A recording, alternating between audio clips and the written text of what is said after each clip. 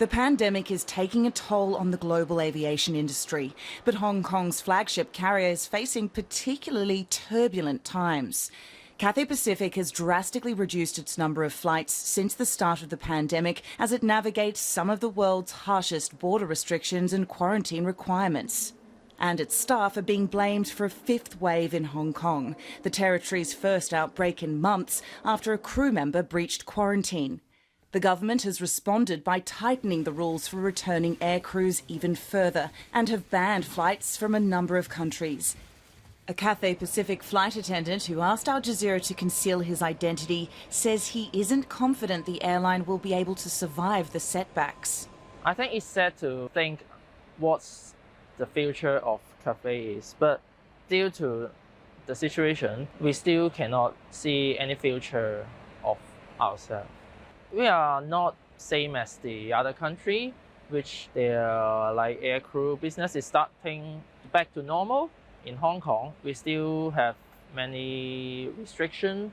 Before coronavirus, this was one of the world's busiest airports. But after the pandemic hit, Hong Kong introduced tough restrictions and it became a ghost town. Now, under new measures to contain the Omicron variant, it's unclear when the territory's aviation industry will be able to take off again. A government advisor and top epidemiologist Ivan Hung says although Omicron is a milder variant than Delta, the border controls are necessary.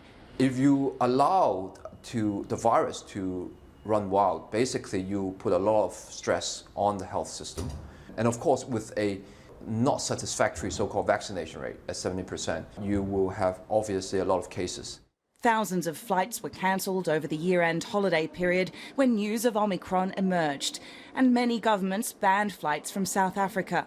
And in the United States, a mix of Omicron and rough weather continues to create headwinds for the sector, with hundreds of flights cancelled this week as the virus grounds crew members. Flight cancellations are frustrating for everybody. Obviously, they are frustrating for the passengers who are affected, but it's also frustrating for the airlines because they've taken a lot of steps to get through the pandemic. Frustration continues to grow here, with many now asking whether these ramped-up rules will undermine its self-titled role as Asia's world city.